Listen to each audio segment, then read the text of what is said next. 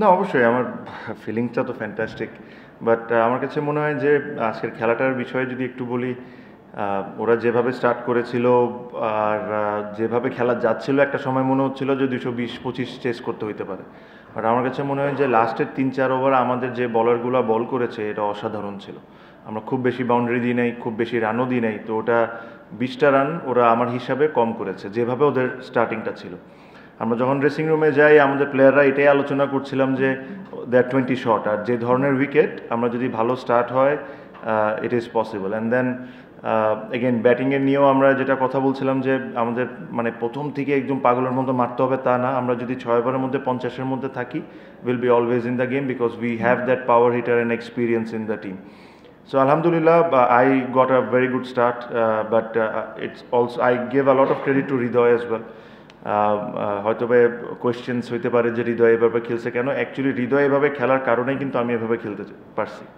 আমি যে ধরনের প্লেয়ার, আমি যখন কুইক স্টার্ট পাই আমি রিদমটা কোনো সময় ব্রেক করতে চাই না। সো আমি ওরা ওটাই বলতেছিলাম যে it doesn't matter if it's not connecting, just give me a single Al handle.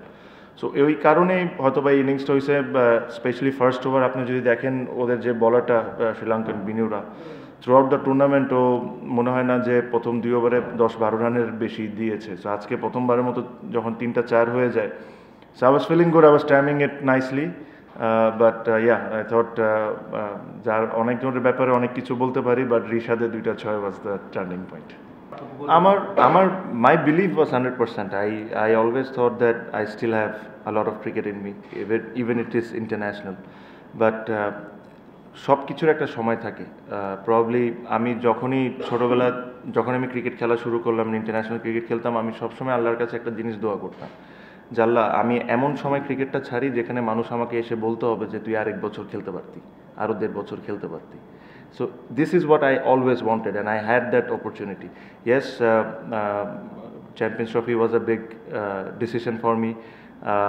Especially আমার ছেলের জন্য আমি কথাটাও বলছি, because he has somehow got interest, a lot of interest about cricket. So he wanted to see me, but I thought মানে ওই গ্যাপটা যদি না হইতো আমার জন্য, স্পেশালি দ্য 2023 ইনসিডেন্ট, তারপরে যে গ্যাপটা হয়েছে, ওই গ্যাপটা না হলে প্রবলি আমি কন্টিনিউ করতাম। I thought I can have easily played. অবশ্যই ভালো লাগতো, বাট আমার কাছে মনে হয় যে I must say thank you to the BCB. বিসিবির সাথে দ্যাজ অলওয়েজ প্লেয়ারদের always love and hate relationship থাকে। বাট আমি একটা জিনিস সবসময় মানি, that I cannot deny the fact that they have looked after us for 17 years, at least looked after me for 17 years.